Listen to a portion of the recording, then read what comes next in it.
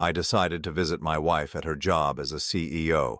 At the entrance, there was a sign that said authorized personnel only. When I told the guard I was the CEO's husband, he laughed and said, "Sir, I see her husband every day. There he is, coming out right now." So I decided to play along. I'm glad to have you here. Follow my story until the end and comment the city you're watching from so I can see how far my story has reached. I never thought a simple surprise visit would shatter everything I believed about my 28-year marriage. My name is Gerald. I'm 56 years old, and until that Thursday afternoon in October, I thought I knew my wife Lauren better than anyone in the world. It started as such an innocent idea. Lauren had been working late again, pulling those 12 and 14-hour days that came with being CEO of Meridian Technologies. I'd been making dinner for one too many nights, eating alone while she texted me updates about board meetings and client emergencies. That morning, she'd rushed out without her usual coffee, and I thought bringing her favorite latte and homemade sandwich might brighten her day. The downtown office building gleamed in the autumn sunlight as I pulled into the visitor parking space. I'd only been to Lauren's office a handful of times over the years. She always said it was easier to keep work and home separate, and I respected that boundary. Maybe I respected too many boundaries. I walked through the glass doors carrying the coffee and brown bag, feeling oddly nervous. The lobby was all marble and chrome, the kind of intimidating corporate space that made me grateful for my quiet accounting practice. A security guard sat behind an imposing desk, his nameplate reading William. "Good afternoon," I said, approaching with what I hoped was a confident smile. "I'm here to see Lauren Hutchins. I'm her husband, Gerald." William looked up from his computer screen, his expression shifting from professional courtesy to something I couldn't quite read. He tilted his head slightly, studying my face, as if trying to solve a puzzle. "You said you're Mrs. Hutchins's husband?" His voice carried a note of confusion that made my stomach tighten. "Yes, that's right, Gerald Hutchins. I brought her lunch." I held up the bag, suddenly feeling foolish. William's expression changed completely. His eyebrows shot up, and then he did something that froze my blood. He laughed. Not a polite chuckle, but a genuine, bewildered laugh that echoed through the marble lobby. "Sir, I'm sorry, but I see Mrs. Hutchins' husband every day. He just left about 10 minutes ago." William gestured toward the elevators with casual certainty. "There he is now, coming back." I turned, following his gaze, and watched a tall man in an expensive charcoal suit stride through the lobby. He was younger than me, maybe mid-40s, with the kind of confident bearing that seemed to own every room he entered. His dark hair was perfectly styled, his shoes polished to a mirror shine. Everything about him screamed success and authority. The man nodded to William with familiar ease. "Afternoon, Bill. Lauren asked me to grab those files from the car." "No problem, Mr. Sterling. She's in her office." Frank Sterling. I knew that name from Lauren's work stories, her vice president who joined the company 3 years ago, the man she occasionally mentioned in passing, always in professional context. Frank this, Frank that, always business. My hands felt numb around the coffee cup. The brown bag crinkled as my grip tightened involuntarily.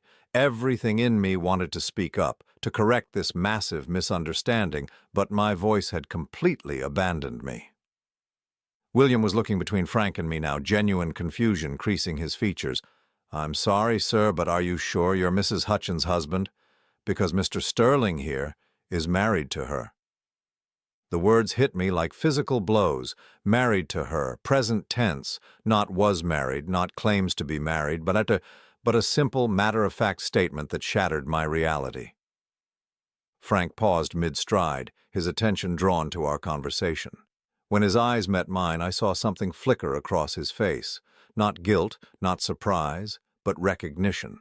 He knew exactly who I was. "Is there a problem here?"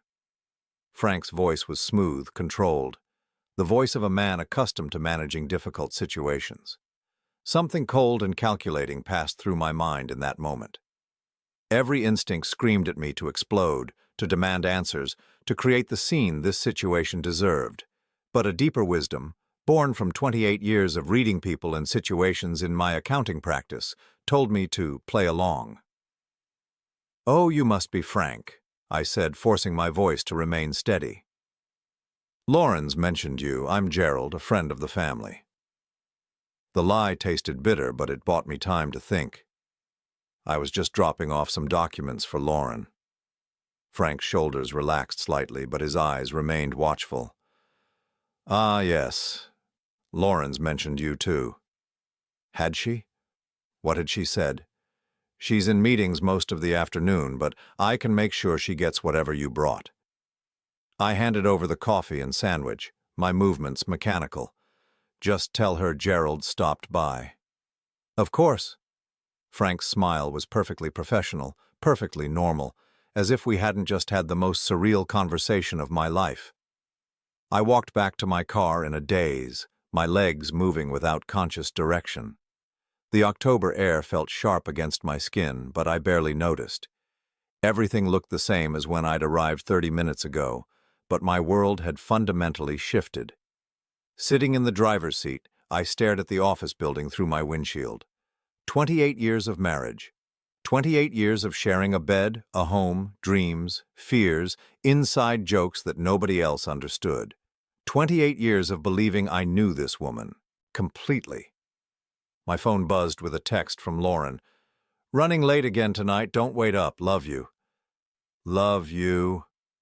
The words that had once brought me comfort now felt like another lie in what was apparently a web of deception I'd been blind to.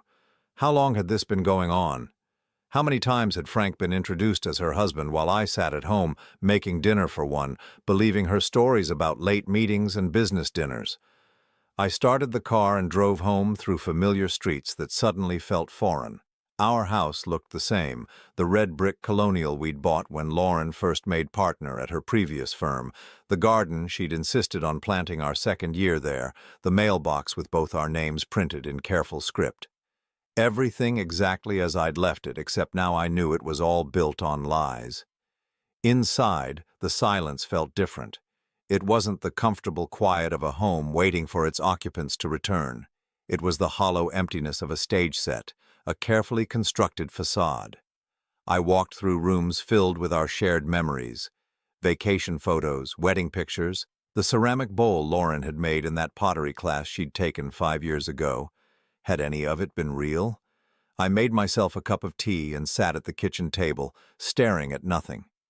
My mind kept replaying the scene at the office, searching for clues I'd missed, explanations that might make sense of what I'd witnessed. But there was only one explanation that fit, and it was one I wasn't ready to accept. The front door opened at 9:30, just as it had countless times before. Lauren's heels clicked against the hardwood floor, her keys jangled as she set them on the hall table. Normal sounds of a normal evening, except nothing was normal anymore. Gerald, I'm home. Her voice carried the tired warmth I'd grown accustomed to over the years.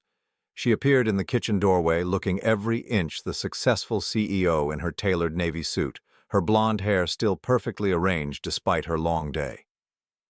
How was your day? I asked, the question automatic. She sighed, loosening her jacket. Exhausting. Back-to-back meetings all afternoon. Did you eat already? I nodded, studying her face for any sign of deception, any hint that she knew about my visit to her office. There was nothing. Her expression was exactly what it had always been, tired, distracted, but genuinely glad to see me. I brought you coffee today, I said carefully. To your office.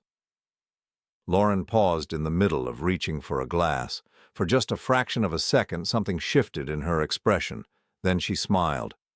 You did? I didn't get any coffee. I gave it to Frank to pass along. Another pause, so brief I might have imagined it. Oh, Frank mentioned someone stopped by. I had back-to-back meetings all afternoon, so I probably missed it. She moved to the refrigerator, her back to me. That was sweet of you to think of me. I watched her pour herself a glass of wine, noting how her hands remained perfectly steady. Either she was telling the truth or she was the most accomplished liar I'd ever met. After 28 years of marriage, I was terrified to discover which one it was. The rest of the evening passed in a surreal pantomime of normalcy. We watched the news together, discussed our weekend plans. went through the same bedtime routine we'd followed for decades. But underneath it all, a terrible new awareness pulsed like a second heartbeat. As Lauren slept beside me, her breathing deep and peaceful, I stared at the ceiling and wondered how many other lies I'd been living with. How many times had she come home from spending the day being Frank's wife, only to slip seamlessly back into being mine? How long had I been sharing my life with someone who was living a completely different one when I wasn't around? The numbers man in me started calculating. 3 years since Frank joined the company. How many late nights, how many business trips, how many times had she mentioned his name in passing, conditioning me to accept his presence in her professional life while he was actually inhabiting something much more personal? But the questions that haunted me most weren't about timelines or evidence. They were simpler and infinitely more devastating. Who was the woman sleeping next to me, and who had I been married to all these years? The next morning arrived with cruel normalcy. Lauren kissed my cheek before leaving for work, the same quick peck she'd given me for years. She wore her favorite perfume, the one I'd bought her for Christmas 2 years ago. Everything about her was familiar, comforting, exactly as it had always been. Except now I knew I was kissing a stranger. I called my office and told my assistant I'd be working from home. For the first time in my 15-year practice, I couldn't bear the thought of discussing tax returns and quarterly reports. Instead, I sat at my kitchen table with a cup of coffee that grew cold while I stared at Lauren's coffee mug in the sink. She'd used it that morning, just like always. Had she been thinking about Frank while she drank from it? By noon, I found myself doing something I'd never done before. Going through Lauren's things. Not frantically, not desperately, but with the methodical precision that had made me successful in accounting. I started with the obvious places: her home office, the desk where she sometimes worked in the evenings. The drawers revealed nothing suspicious: work papers, company letterhead, business cards from clients I recognized from her stories. Everything was exactly what it should be for a CEO who occasionally brought work home. But then I found something that made my stomach clench. A restaurant receipt from Chez Laurent, the French place downtown where we'd celebrated our anniversary 3 years running, dated 6 weeks ago, for 2 people, $68.50. I remembered that night, clearly because Lauren had told me she was having dinner with a potential client. A female client from Portland who was in town for just one evening. I stared at the receipt, my hands trembling slightly. The timestamp showed 8:15 p.m. We'd talked on the phone that night around 9:30. She'd sounded relaxed, happy, describing her challenging but productive client meeting. I'd been proud of her for landing what she'd described as a significant account. But this wasn't a business dinner receipt. No alcohol charges that would accompany client entertainment, no appetizers or desserts that Lauren would order to impress a potential client. Just 2 entrees and a bottle of wine. The kind of intimate dinner I thought was reserved for us. My phone rang, startling me from my thoughts. Lauren's name appeared on the screen. "Hi, honey," I answered, surprised by how normal my voice sounded. "Hey, I just wanted to check in. You sounded a little off this morning." Her voice carried genuine concern, the kind of caring attention that had made me fall in love with her 29 years ago. "Just tired," I said. "Didn't sleep well."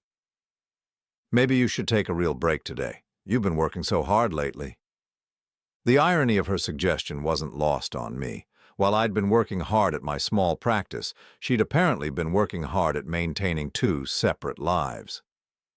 "Actually, I was thinking about that dinner you had with the client from Portland. The one about 6 weeks ago? How did that work out?" A pause. So brief that most people wouldn't notice it. But after 28 years of marriage, I knew Lauren's speech patterns. She was calculating. "Oh, that. It didn't pan out the way we'd hoped. She decided to go with a local firm."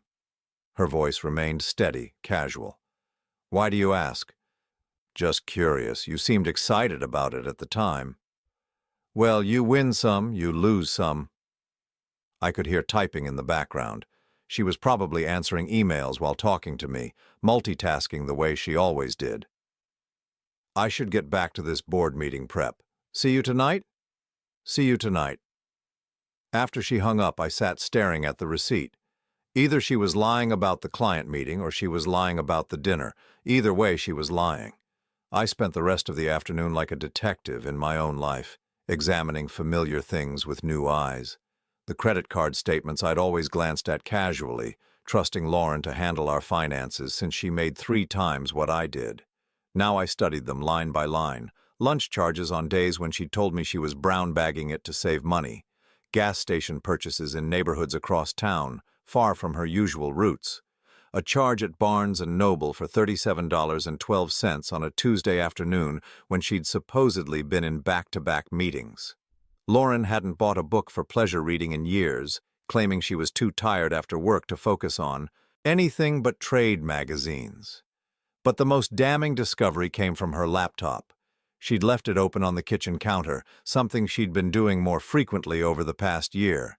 I told myself I was just closing it to save battery, but my eyes caught a notification bubble in the corner of the screen. Frank Sterling had sent her a calendar invitation. I shouldn't have clicked on it. I knew I was crossing a line, violating her privacy in a way that would have horrified me just 24 hours earlier. But 24 hours earlier, I'd believed my wife was faithful. The calendar invitation was for dinner. Tonight. 7 p.m. at Bella Court, the Italian place that had become our special occasion restaurant. The place where Frank had proposed to me 17 years ago. The reservation was under Frank's name. My chest felt tight as I scrolled through more calendar entries. Lunch meetings with Frank that weren't labeled as business. Doctor's appointments that Lauren had never mentioned to me. A weekend spa retreat 3 months ago that she'd told me was a women's conference for female executives. But the entries that made me physically nauseous were the recurring ones. Coffee with F every Tuesday morning at 8 a.m., dinner plans every other Thursday. Weekend planning marked for this coming Saturday when Lauren had told me she needed to work. I was looking at a parallel life, meticulously scheduled and carefully hidden. Frank wasn't just her work colleague or even her affair partner. Based on these calendar entries, he was her primary relationship. I was the side note, the obligation, the inconvenience worked around. The garage door rumbled open at 6:15. Lauren was home early, unusual for a Thursday. I closed the laptop quickly, my heart hammering as I heard her heels on the kitchen tile. "You're home early," I said, hoping my voice sounded normal. She looked beautiful, I realized with a sharp pang. She'd refreshed her makeup, her hair was perfectly styled, and she was wearing the black dress I'd bought her for her birthday last year. The dress she'd said was too fancy for everyday wear. I managed to wrap up early for once. She moved past me to the refrigerator, her perfume trailing behind her. "I thought maybe we could grab dinner out tonight. It's been forever since we did anything spontaneous." The lie was so smooth, so perfectly delivered, that I almost believed it myself. If I hadn't seen the calendar invitation, I would have been thrilled by her suggestion. I would have rushed to change clothes, grateful for this unexpected attention from my successful, busy wife. "Where did you have in mind?" I asked. "Oh, I don't know. Maybe that new sushi place on 5th Street, or we could try something completely different." She was checking her phone as she spoke, her fingers moving quickly across the screen. I watched her type, wondering if she was texting Frank. Was she canceling their dinner, rescheduling, or was this part of some elaborate game I couldn't even begin to understand? "Actually," she said, looking up from her phone with apparent disappointment, "I just remembered I have that conference call with the Tokyo office. It totally slipped my mind." She shook her head ruefully. "Rain check." "Of course." The words came out automatically, but inside something cold and hard was crystallizing. "What time is your call?" 7:30. Could run until 9 or 10. You know how these international things go." She was already moving toward the stairs, toward our bedroom where she kept her work clothes. "I'll probably just grab something quick on my way back to the office." I nodded, playing my part in this elaborate deception. "I'll make myself something here." She paused at the bottom of the stairs, looking back at me with what appeared to be genuine affection. "You're so understanding, Gerald. I don't know what I'd do without you." The words that should have warmed my heart instead felt like ice picks. How many times had she said variations of this while preparing to spend the evening with another man? How many times had I smiled and kissed her goodbye, unknowingly sending her off to her real life? I watched her climb the stairs, listening to her movements in our bedroom. She was changing out of the black dress, probably into something more businesslike for her conference call. Or maybe into something entirely different for her dinner with Frank. 20 minutes later, she came back down wearing a navy blouse and dark slacks. Professional but attractive. Her makeup was perfect, her hair touched up. She looked like a woman preparing for an important evening, not someone settling in for a long phone conference. "I'll try not to be too late," she said, kissing my cheek. The same spot she'd kissed that morning, but now it felt like a betrayal instead of intimacy. "Take your time. I'll probably turn in early anyway." She gathered her purse, her laptop bag, her keys. The same routine I'd watched thousands of times, but now I knew I was watching an actress preparing to leave one performance for another. The house felt different after she left. Not empty, but haunted. Every familiar object seemed to mock me with its false comfort. The wedding photos on the mantel, the vacation souvenirs on the bookshelf, the coffee table we'd picked out together 10 years ago when we'd redecorated the living room. All of it was real, but none of it meant what I'd thought it meant. I made myself a sandwich and sat in front of the television, but I couldn't focus on anything. My mind kept circling back to the same impossible questions. How long had this been going on? How had I missed the signs for so long? And most devastatingly, had our entire marriage been a lie, or had something changed along the way? At 8:30, I found myself driving past Bellecourt. I told myself I was just going to the grocery store, that this route was perfectly normal, but when I saw Lauren's silver BMW in the restaurant parking lot, parked next to a dark Mercedes I assumed belonged to Frank, the last thread of hope I'd been clinging to snapped. They were in there right now, sharing the same kind of intimate dinner I thought was exclusive to our marriage. Was he telling her he loved her? Was she laughing at his jokes the way she used to laugh at mine? Were they planning a future that didn't include me? I drove home in a daze, the weight of my new reality settling around me like a heavy coat. My wife of 28 years was living a double life so complete, so seamlessly integrated that I'd been completely blind to it. The woman I'd thought I knew better than anyone was a stranger. The marriage I'd believed was solid was apparently just the cover story for her real relationship. But perhaps the most shattering realization was this. I had no idea how long I'd been living this lie, and I had no idea what to do about it. The revelation came 3 days later, in the most mundane way possible. I was cleaning out the junk drawer in the kitchen, something I did quarterly to keep our household organized, when my fingers closed around a key I didn't recognize. It was brass, worn smooth at the edges, attached to a keychain from Harbor View Apartments across town. I stared at it for a long moment, my mind trying to process what I was seeing. We owned our house outright, had for the past 8 years. Neither of us had any reason to have an apartment key, let alone one from a complex 30 minutes away from our neighborhood.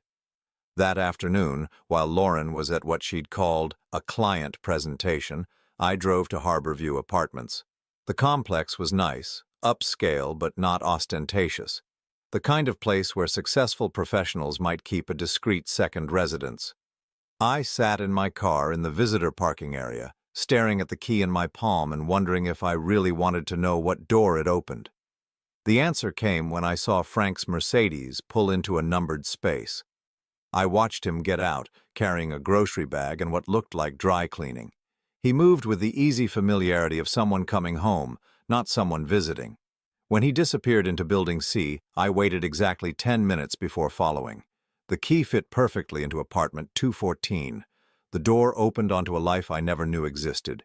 It wasn't a temporary hiding place or a secret meeting spot. It was a home. A fully furnished, lived-in home with photos on the mantel, books on the shelves, and Lauren's favorite throw pillows arranged on a couch I'd never seen before. But it was the photos that destroyed me completely. Lauren and Frank at what looked like a company Christmas party, his arm around her waist in a possessive, intimate way. The two of them on a beach I didn't recognize, both tanned and relaxed. Lauren wearing a sundress I'd never seen. Frank kissing her cheek while she laughed, her left hand visible and notably bare of the wedding ring she wore at home. I moved through the apartment like a ghost, cataloging evidence of a relationship that was clearly far more than an affair. This was a second life, complete and established. In the bedroom, Lauren's clothes hung next to Frank's in a shared closet. Her perfume sat on the dresser next to his cologne. The bathroom held 2 toothbrushes, her contact solution, the expensive face cream she claimed was too costly to repurchase when she'd run out 6 months ago. On the kitchen counter, I found the most devastating evidence of all, a folder labeled Future Plans in Lauren's handwriting. Inside were house listings in Frank's name, vacation brochures for trips I'd never heard her mention, and a business plan for expanding Meridian Technologies with Frank listed as CEO and Lauren as president. But at the bottom of the folder was something that made my hands shake, a consultation summary from Morrison & Associates Family Law. The letterhead was familiar because Morrison & Associates was the firm that had handled our will updates 5 years ago. According to the summary, Lauren had met with them twice in the past 4 months to discuss optimal divorce strategies for high-asset individuals. The document outlined her approach in clinical detail. She planned to file for divorce, citing irreconcilable differences and emotional abandonment. The strategy involved establishing a pattern of my alleged emotional unavailability, supported by what the lawyer called lifestyle incompatibility evidence. According to this plan, my preference for quiet evenings at home would be presented as social isolation. My satisfaction with my small accounting practice would become lack of ambition. My contentment with our modest lifestyle would be reframed as inability to support her professional growth. But the most chilling part was the timeline. Lauren had been planning this divorce for at least 2 years, carefully documenting instances of what she called my withdrawn behavior.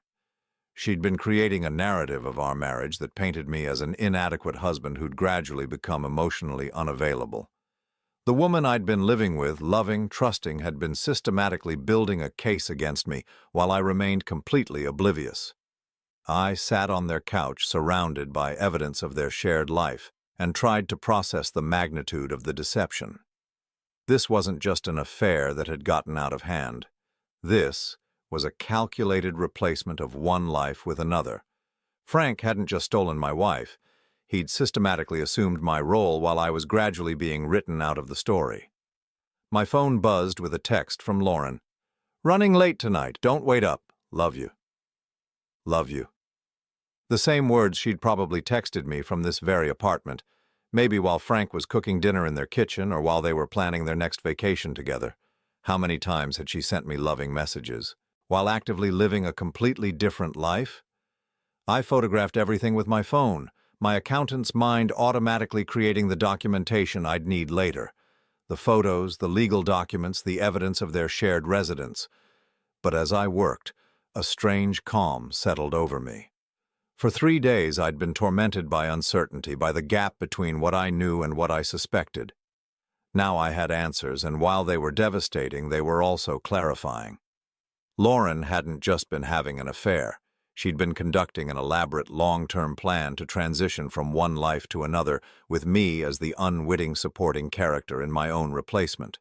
The woman I'd been married to for 28 years had spent the last several years methodically erasing me from her future while maintaining the facade of our marriage.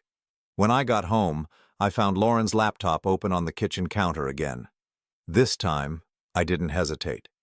I opened her email and found correspondence that confirmed everything I'd discovered at the apartment. Messages between Lauren and Frank discussing when to make the transition. Communications with her lawyer about preparing Gerald for the inevitable changes. Even emails to our mutual friends, subtly preparing them for what she called some difficult decisions I'll need to make about my marriage. One email to her sister Sarah, dated just 2 weeks ago, was particularly devastating. "Gerald's been so distant lately. I think he's going through some kind of midlife crisis, but he won't talk about it. I'm trying to be patient, but I can't sacrifice my own happiness indefinitely. Frank thinks I should consider all my options. Reading this, I realized that Lauren hadn't just been living a double life.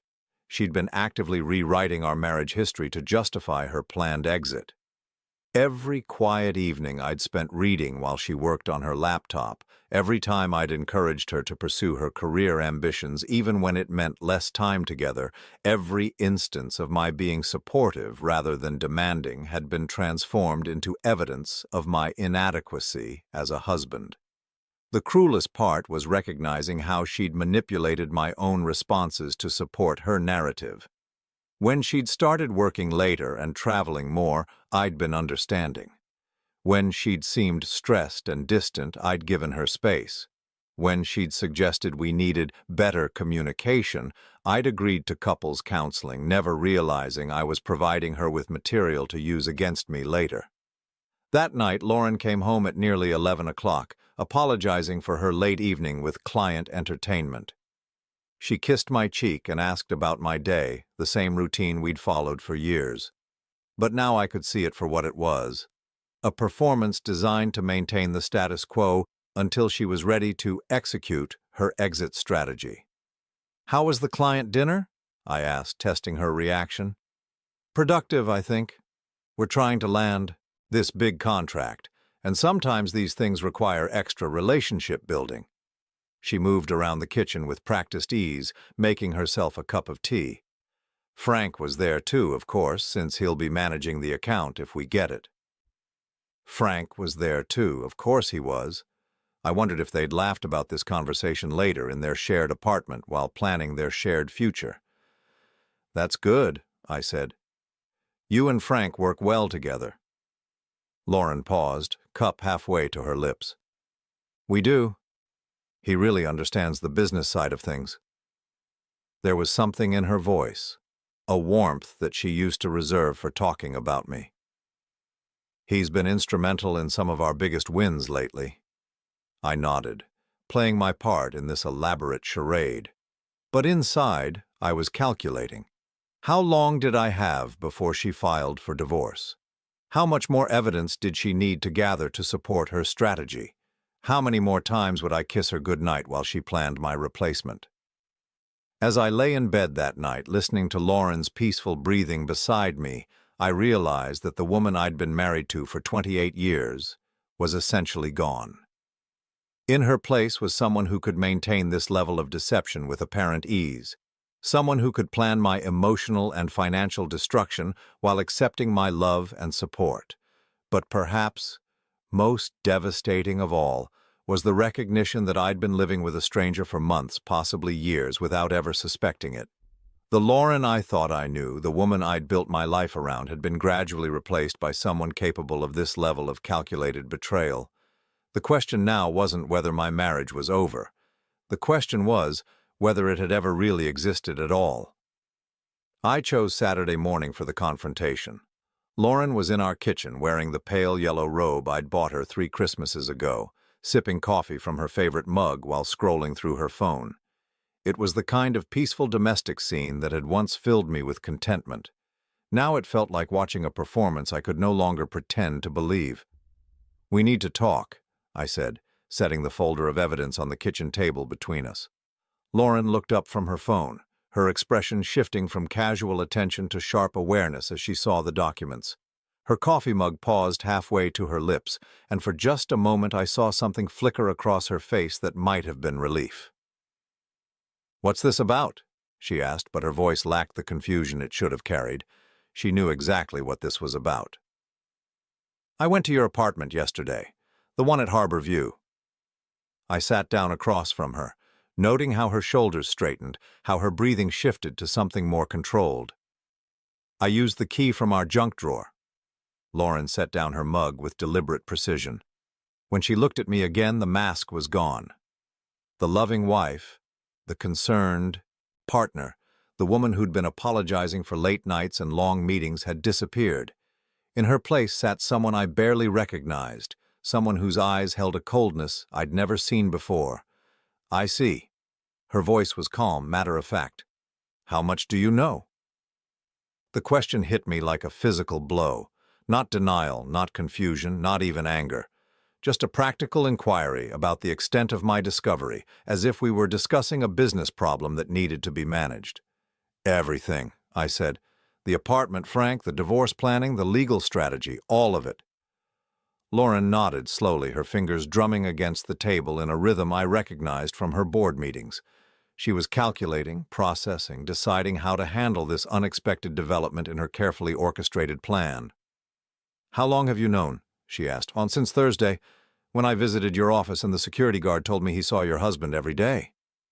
I leaned forward, studying her face for any sign of the woman I'd thought I'd married. He meant Frank. Something that might have been amusement passed across Lauren's features. "Poor William. He's always been a bit too chatty."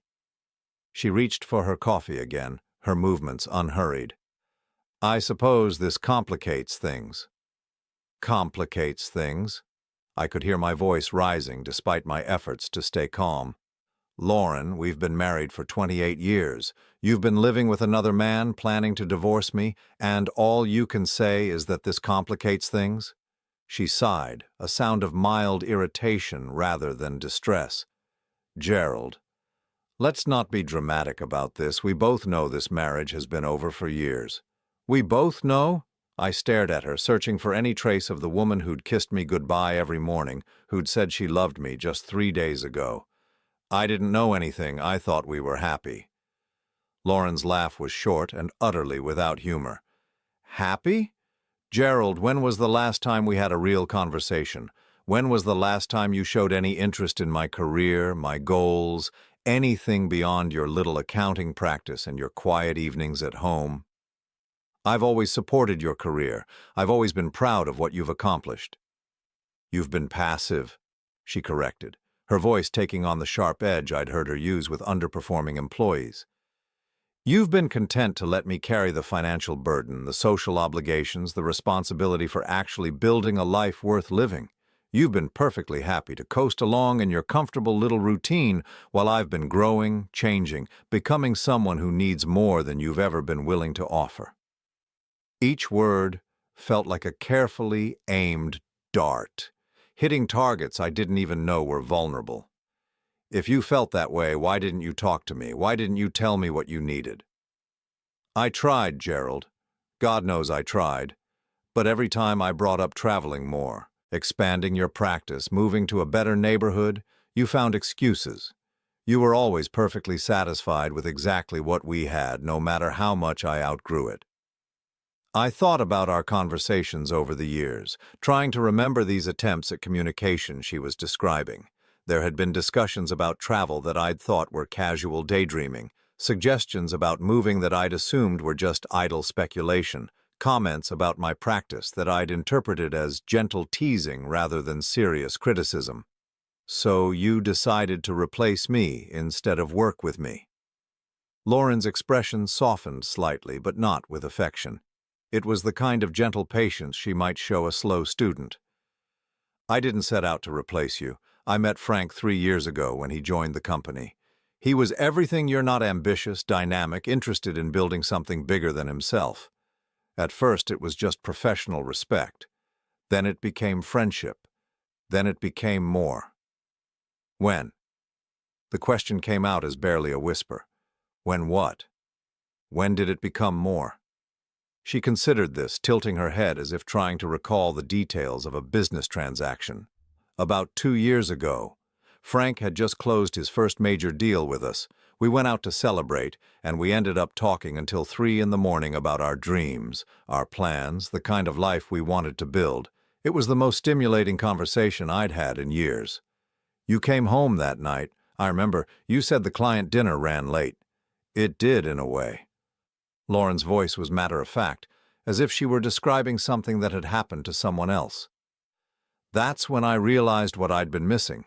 Frank listens when I talk about expanding the company internationally. He gets excited about the same opportunities that excite me. He wants to build an empire, not just maintain a comfortable existence." "And that justified lying to me for 2 years?" For the first time, Lauren showed a flash of real emotion. But it wasn't guilt or sadness, it was irritation. I wasn't lying, Gerald. I was protecting you from a reality you weren't ready to face. Our marriage was already over. You just didn't want to see it. Our marriage was over because you decided it was over, because you found someone who matched your ambitions better than I did. Our marriage was over because you stopped growing. Lauren stood up, moving to the window with the fluid grace that had first attracted me to her nearly 30 years ago. I kept hoping you'd develop some passion for something, anything beyond your routine. But you never did. You've been the same man at 56 that you were at 36, and I'm not the same woman. I stared at her profile against the morning light, recognizing the truth in her words even as they devastated me. I had been content with our life in ways that she apparently never was. I had found fulfillment in our quiet evenings, our modest successes, our stable routine. While she'd been dreaming of bigger things, I'd been grateful for what we had. So you and Frank have been planning to get rid of me. Lauren turned back to me, her expression businesslike. We've been planning our future. The divorce was always going to be necessary, but we wanted to handle it in a way that would be least disruptive to everyone involved. Least disruptive? I pulled out the legal consultation summary. You've been building a case against me for months, emotional abandonment, lifestyle incompatibility. You've been documenting everything I do to use against me later. She had the grace to look slightly uncomfortable. The legal advice was to protect both of us. Divorce can get ugly if people aren't prepared. Protect both of us? Lauren, you've been systematically destroying my reputation with our friends, making me look like an inadequate husband who drove you to seek happiness elsewhere. I've been honest about the state of our marriage, she said defensively. If that makes you uncomfortable, maybe you should ask yourself why. The circular logic was dizzying. She'd been unfaithful, deceptive, and manipulative, but somehow I was the one being asked to examine my behavior. It was a level of psychological manipulation that left me feeling unmoored, questioning my own perceptions. "Do you love him?" I asked, surprising myself with the question. Lauren's expression softened for the first time during our conversation, but not in a way that offered me any comfort. "I do. I love Frank in a way I never loved you. He challenges me, inspires me, makes me want to be better than I am. With him, I feel like I'm living instead of just existing." "And with me?" She looked at me for a long moment, her gaze neither cruel nor kind, just honest. "With you, I felt safe, comfortable, unchallenged. For a long time, I thought that was enough. But it isn't, Gerald. I want more than safe." I sat in silence, absorbing the weight of her words. 28 years of marriage, and what she'd valued most about me was my ability to provide emotional safety and comfort. What I'd seen as love and partnership, she'd experienced as stagnation and limitation. "What happens now?" I asked. Lauren sat back down, her posture relaxing as we moved into practical territory. "Now we handle this like adults. I was going to file for divorce next month anyway. This just accelerates the timeline." "Next month?" "Frank and I want to be married by Christmas. We've been planning a small ceremony, just immediate family." She paused, perhaps recognizing how this sounded. "I was hoping we could make this transition as smooth as possible for everyone." "Everyone except me." "Gerald, you'll be fine. You have your practice, your routines, your simple pleasures. You'll probably be happier without the pressure of trying to keep up with someone like me." The condescension in her voice was breathtaking, even in the midst of, revealing her complete betrayal. She was positioning herself as the one doing me a favor by leaving. As if my contentment with our life had been a burden she'd been generously carrying all these years. "I trusted you," I said quietly. "I know you did, and I'm sorry it had to end this way. But Gerald, we both deserve to be with someone who truly understands us. You deserve someone who appreciates your quiet strengths, and I deserve someone who shares my ambitions." She was rewriting our entire marriage as a mutual mismatch rather than a betrayal, transforming her infidelity into a kind of favor to both of us. It was masterful in its way, this ability to reframe devastating deception as enlightened self-awareness. "When do you want me to move out?" I asked. Lauren looked surprised. You don't have to move out immediately. We can work out the details through our lawyers. I'm not heartless, Gerald. Not heartless, just calculating, manipulative, and capable of maintaining an elaborate deception for years while planning my replacement. But not heartless. I stood up, feeling older than my 56 years. I'll contact a lawyer on Monday. Gerald, she called as I reached the kitchen doorway. When I turned back, she looked almost like the woman I'd thought I'd married. Almost. I really am sorry it happened this way. I never wanted to hurt you. I studied her face, looking for any sign that she understood the magnitude of what she'd done. But there was only mild regret, the kind of polite sadness someone might feel about a business decision that unfortunately affected other people. No, I said quietly. You just wanted to replace me. The hurt was just collateral damage. As I walked upstairs to our bedroom, I could hear Lauren on the phone, her voice animated in a way it hadn't been during our conversation. She was calling Frank, I realized, telling him that the secret was out, that they could accelerate their timeline, that the inconvenient husband had finally been dealt with. I sat on the edge of our bed, surrounded by the remnants of a life I'd thought was real. The woman downstairs wasn't the person I'd married, or maybe she was, and I'd simply never seen her clearly. Either way, the Gerald who'd woken up that morning believing in his marriage was as gone as the Lauren who'd once loved him. Tomorrow I would start the process of untangling 28 years of shared life. But tonight, I needed to grieve not just for my marriage, but for the man I'd been when I still believed in it. Monday morning, I sat across from David Morrison, the same lawyer who'd handled our wills 5 years ago. The irony wasn't lost on me that Lauren had consulted with his firm about divorcing me, while I was now seeking his help to protect myself from her plans. Gerald, I have to tell you, this is one of the most calculated divorce strategies I've seen in 30 years of practice, David said, reviewing the documents I'd brought him. Your wife has been building this case for a very long time.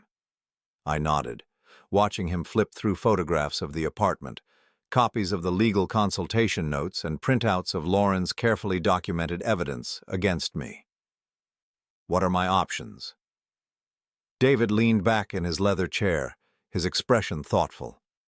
Well, the good news is that her strategy depends on you being unprepared and uninformed. The fact that you discovered this before she filed changes everything. He tapped the consultation summary. She was planning to paint you as emotionally unavailable and financially irresponsible, but we can counter that narrative. How? With facts. You've been the stable, supportive spouse for 28 years. You've never been unfaithful, you've supported her career advancement, and you've managed your joint finances responsibly. David smiled grimly. More importantly, you have evidence of her systematic deception and adultery. That matters, even in a no-fault state. Over the next 2 hours, David walked me through the reality of my situation. While Texas was indeed a community property state, Lauren's adultery and deception could impact the division of assets. More importantly, her documented plans to manipulate the divorce proceedings could seriously undermine her credibility with a judge. There's something else, I said, pulling out a folder I'd prepared over the weekend. I've been doing some financial analysis. David raised an eyebrow as I spread out spreadsheets and bank statements across his desk. This was where my accounting background became invaluable. While Lauren had been busy documenting my alleged emotional failures, I'd been quietly tracking our financial reality. Lauren makes $200,000 a year as CEO, I explained. But our joint expenses have been running about $60,000 more than her salary for the past 3 years. I've been subsidizing her lifestyle without realizing it. David studied the numbers, his expression growing increasingly interested. How? My practice generates about $120,000 annually. I've been putting $80,000 into our joint account, keeping only $40,000 for my business expenses and personal needs. I thought I was being generous, allowing her to save more of her salary for our future. I pointed to a series of withdrawals from our savings account. But she's been drawing down our joint savings to maintain the apartment with Frank. The revelation was in the details. While I'd been living modestly and contributing most of my income to our shared expenses, Lauren had been using our joint resources to fund her separate life. The apartment rent, the dinners, the weekend trips I'd never taken, the gifts she'd given Frank, all of it had been paid for with money I'd earned and contributed to what I'd believed was our shared future. "This is fraud," David said bluntly. "She's been using marital assets to fund an adulterous relationship while planning to divorce you. That's going to significantly impact how a judge views the asset division." But I wasn't done.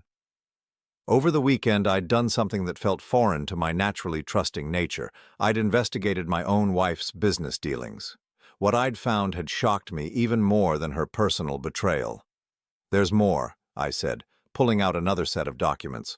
"Lauren's been positioning Frank to take over more responsibilities at Meridian Technologies. But according to the corporate filings I found, she's been doing it in ways that violate her fiduciary duty to the company's board." David's eyes sharpened. "Explain." "Frank was hired as vice president of business development 3 years ago, but Lauren's been systematically transferring responsibilities to him that should require board approval. She's essentially been grooming him to replace her as CEO while positioning herself as president. But she's never presented this reorganization to the board officially." I'd spent hours reviewing publicly available corporate documents, cross-referencing them with the business plan I'd found in their apartment. Lauren and Frank's vision for the company's future involved significant structural changes that would require stockholder approval. But according to the official records, these changes had never been properly presented or voted on. "She's been operating under the assumption that she can unilaterally restructure the company to benefit her relationship with Frank," I continued. "But the board doesn't know about their personal relationship, and they certainly don't know about the corporate reorganization she's been implementing without their approval." David was taking notes rapidly now. "Gerald, this isn't just about your divorce anymore. If what you're saying is accurate, Lauren could be facing serious professional consequences." The thought gave me no pleasure. I'd loved this woman for 28 years, and I took no joy in uncovering evidence that could destroy her career. But I also couldn't ignore the reality that she'd been systematically betraying not just me, but her professional obligations as well. "What do you recommend?" I asked. "We file first," David said without hesitation. "We get ahead of her narrative and present the facts before she can spin them. More importantly, we make sure the board at Meridian Technologies understands what's been happening under their noses." That afternoon, I did something that went against every instinct I'd developed over our 28-year marriage. I stopped protecting Lauren from the consequences of her actions. I called Richard Hayes, the chairman of Meridian's board of directors.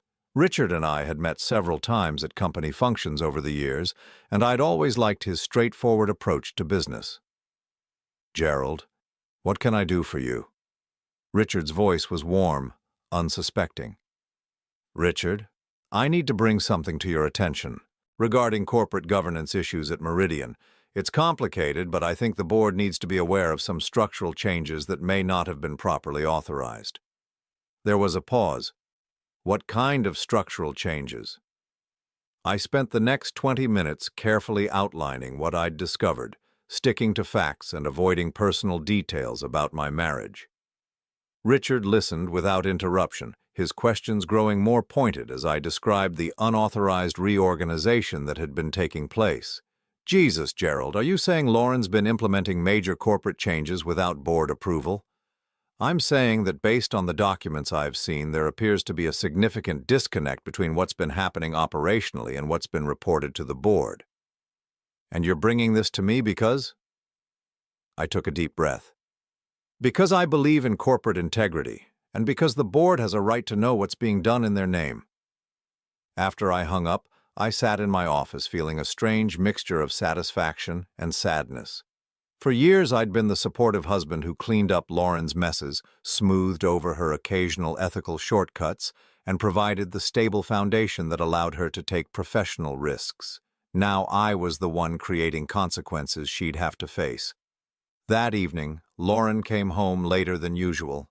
Her face was tight with stress, her usual composed demeanor cracked around the edges. "We need to talk," she said, setting her briefcase down with more force than necessary. About what? About the call Richard Hayes made to me this afternoon. About the corporate governance review the board has suddenly decided to conduct.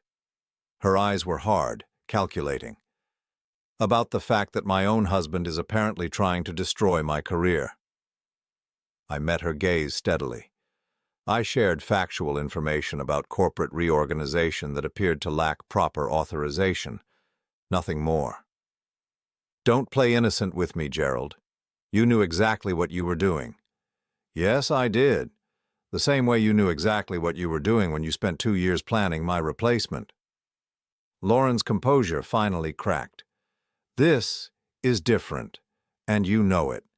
This affects my professional reputation, my ability to make a living. Your affair with Frank affects that too. The board's going to find out eventually that you've been restructuring the company to benefit your personal relationship. I just gave them a head start. She stared at me for a long moment, and I could see her reassessing everything she thought she knew about me.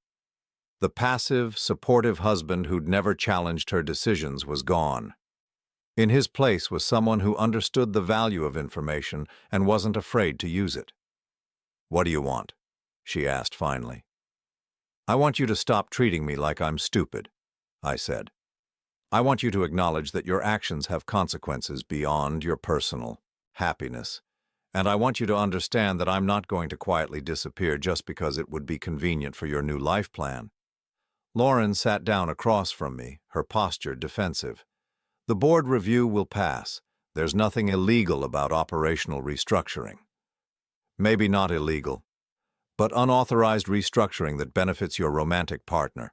That's going to be harder to explain, especially when the board realizes you never disclosed your relationship with Frank." I could see her working through the implications, her quick mind calculating the political and professional costs of her choices. For the first time since I'd discovered her betrayal, Lauren looked genuinely worried. "What's it going to take to make this go away?" she asked. "It's not going away, Lauren. You set this in motion when you decided to live a double life. Now we all have to deal with the consequences." "You're destroying everything I've worked for." I shook my head. "You destroyed it yourself. I'm just refusing to help you cover it up anymore." That night, as Lauren made phone calls behind closed doors, and I could hear the stress in her voice, I realized something fundamental had shifted. For 28 years, I'd been the one adapting, accommodating, making space for her ambitions and choices.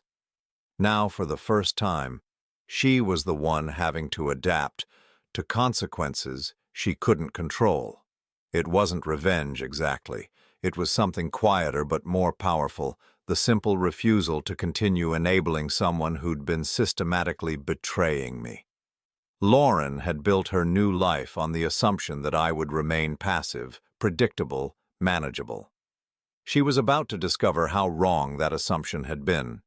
The next morning I filed for divorce, but more importantly, I stopped being the man who made Lauren's life easier at the expense of his own dignity. After 56 years of believing that love meant endless accommodation, I was finally learning that sometimes love means knowing when to stop. 6 months later, I stood in the kitchen of my new apartment making coffee for one and finding genuine peace in the simplicity of it. The morning sun streamed through windows I'd chosen in a space that was entirely mine, free from the weight of deception and false harmony that had defined my life for so long. The divorce had been finalized 3 weeks ago. Despite Lauren's initial threats and manipulations, the evidence I'd gathered had shifted the entire dynamic of our settlement. When faced with documented proof of her adultery, financial deception, and professional misconduct, her lawyer had advised her to accept a more equitable division of assets than she'd originally planned. I kept the house, the one we'd shared for 20 years, but which I'd largely paid for with my contributions to our joint expenses. Lauren kept her retirement accounts and half of our savings, minus the amount she'd spent on maintaining her secret life with Frank. It was fair in a way that her original divorce strategy would never have been. But the real satisfaction came not from the financial settlement, but from watching Lauren face the consequences of choices she'd thought she could make without accountability. The corporate governance review at Meridian Technologies had been thorough and devastating. While the board hadn't found anything criminally actionable, they'd discovered a pattern of unauthorized decision-making and undisclosed conflicts of interest that had seriously undermined Lauren's credibility as a leader. Frank had been terminated immediately once his relationship with Lauren became known to the board. His position as vice president had been contingent on his professional judgment being uncompromised by personal interests, and his romantic involvement with the CEO represented an irreconcilable conflict of interest. Lauren had managed to keep her job, but barely. She'd been placed on probation, her decision-making authority had been significantly restricted, and she was required to report to a newly appointed chief operating officer who essentially supervised her every move. The woman who'd built her identity around professional power and autonomy was now working under closer oversight than she'd experienced since her first corporate job 20 years ago. Their apartment at Harbor View had been given up quietly. Frank had moved back to Denver, taking a position with a smaller firm at considerably less money than he'd been making at Meridian. Lauren had moved into a modest one-bedroom place, closer to her office. A significant downgrade from the luxury she'd become accustomed to. I learned about these developments not through direct contact, but through the small network of mutual friends and professional acquaintances that inevitably carried news in a city like ours. Some of these people had reached out to me after the divorce, expressing surprise at the circumstances and, in a few cases, apologizing for having believed Lauren's carefully constructed narrative about our marriage's decline. I had no idea. Sarah Martinez, one of Lauren's former colleagues, had told me when we'd run into each other at the grocery store. She made it sound like you'd grown apart gradually, like it was mutual. Nobody knew about Frank. These conversations had been validating in ways I hadn't expected. For months, I'd been questioning my own perceptions, wondering if I'd really been as inadequate a husband as Lauren had claimed. Learning that even her closest professional friends had been deceived helped me understand that her capacity for manipulation extended far beyond our marriage. But the most profound change wasn't in Lauren's circumstances or in the validation I'd received from others. It was in my own relationship with myself. For the first time in decades, I was living without the constant undercurrent of someone else's dissatisfaction. I hadn't realized how much energy I'd been spending trying to anticipate Lauren's needs, accommodate her moods, and compensate for whatever was missing in our relationship that I'd apparently been too dense to understand. My apartment was smaller than our house, but it felt spacious in ways that had nothing to do with square footage. I could read in the evening without worrying that my contentment with simple pleasures was somehow disappointing to someone who needed more stimulation. I could cook meals I actually wanted to eat instead of trying to impress someone who was probably texting her real partner while sitting across from me. I'd even started dating, something I'd thought would be impossible at 56 after 28 years of marriage. Margaret was a widow I'd met through my church, a gentle woman who appreciated conversation about books and enjoyed quiet dinners without needing them to be productions.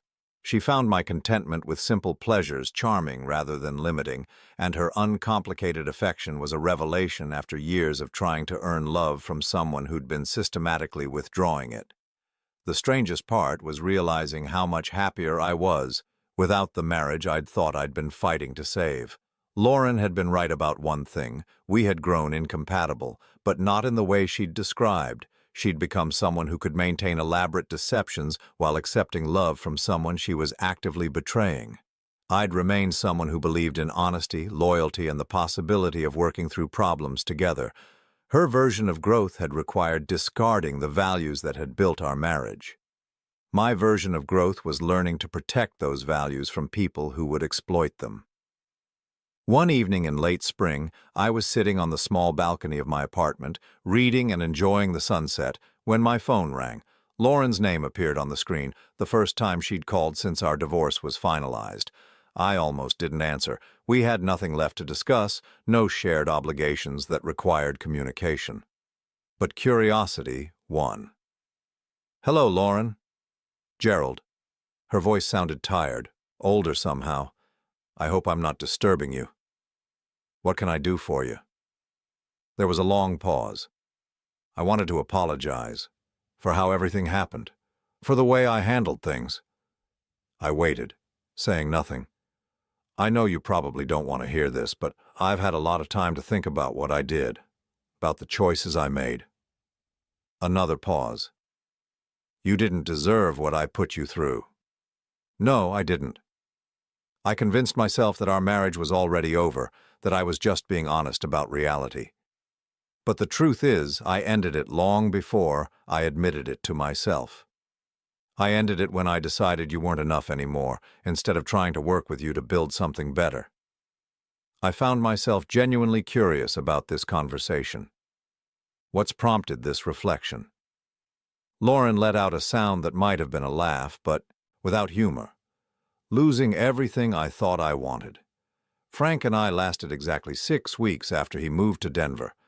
Turns out our great love affair was more about the excitement of secrecy and the thrill of planning a new life than about actually wanting to live together day to day. I'm sorry to hear that. Are you? She sounded genuinely curious. I considered the question honestly. Yes, I am. I'm sorry you threw away 28 years for something that wasn't real. I'm sorry you hurt so many people in pursuit of something that didn't exist. I'm sorry you discovered too late that what we had was actually valuable. Do you ever think about what might have happened if I'd just talked to you?